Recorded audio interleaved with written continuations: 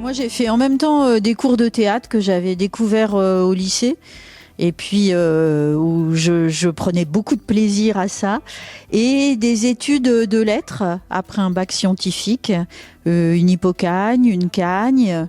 Et puis, je croyais que le théâtre, c'était pas quelque chose de sérieux, que c'était forcément un passe-temps. Et j'ai eu la chance de faire un petit boulot dans un théâtre où je déchirais des billets, où on m'a proposé du travail pendant que je faisais mes études. Et puis, de fil en aiguille, on m'a proposé un poste. Et après, j'ai plus jamais quitté les théâtres. Alors, je suis directrice de Malraux, la scène nationale de Chambéry. Voilà, la direction, c'est un métier assez généraliste. Il y a une partie, c'est la partie qui fait rêver tout le monde et qui me plaît beaucoup à moi, qui est la direction artistique, la programmation, le choix des spectacles, le dialogue avec les artistes, l'expertise artistique.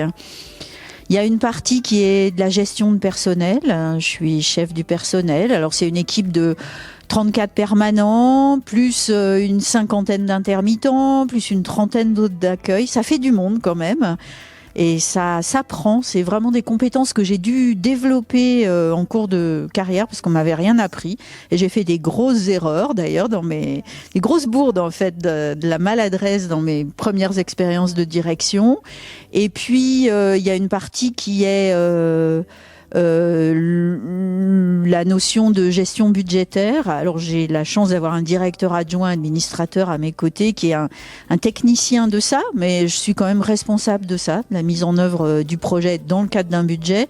Et puis il y a aussi tout ce qui est dialogue avec les politiques, parce qu'on est dans le cadre de politiques publiques et il faut se mettre d'accord sur ce qu'on fait, ce qu'on développe sur un territoire donné, pourquoi on le développe. Voilà, il y a un peu tous ces secteurs-là. Et ça fait une grosse responsabilité, des emplois du temps bien chargés. Alors non, c'est une catastrophe. En fait, le milieu de la culture se vit comme un milieu progressiste et il semblerait qu'il soit au contraire très conservateur. C'est ce que nous racontent les chiffres. En fait, on sait que dans toutes les formations artistiques, il y a énormément de femmes. Elles sont majoritaires, vraiment dans tous les corps de métier. D'ailleurs, elles sont majoritaires dans l'ensemble de la profession. Quand on va dans les théâtres, quand on va un peu dans les bureaux, l'administration, il y a toujours plus de femmes que d'hommes. Et puis quand on arrive au poste de direction, là, on est à moins de 20% de femmes, en fait, sur les scènes nationales, mais dans les autres établissements aussi. Les femmes ont en général des postes moins bien rémunérés et elles accèdent bien plus rarement aux très grosses institutions, à leur direction. Et puis, quand on est dans les métiers artistiques, c'est une catastrophe. Hein. Les femmes chefs d'orchestre, elles se comptent sur le doigt de la main. Les femmes metteurs en scène, metteuses en scène, il y en a. Il y en a de plus en plus, mais on s'aperçoit que elles montent souvent des plus petits spectacles parce qu'elles ont des plus petits budgets, qu'elles ont plus de mal à accéder à des gros établissements pour des mises en scène importantes, etc., etc. Ça reste un travail énorme. Il y a une prise de conscience actuellement dans le métier. Et malgré ça, là, toutes les dernières nominations qui se sont faites, c'est un peu des hommes. Et puis des hommes blancs la plupart du temps aussi. Donc on est bien conservateur, ouais, sur un modèle un peu patriarcal en fait. Je crois que cette histoire de la représentation du pouvoir, et nous, on n'a pas de réel pouvoir dans les théâtres, mais on a un pouvoir symbolique important. La culture, c'est du pouvoir symbolique, en fait. Et les représentations du pouvoir, elles sont partagées par les hommes et les femmes.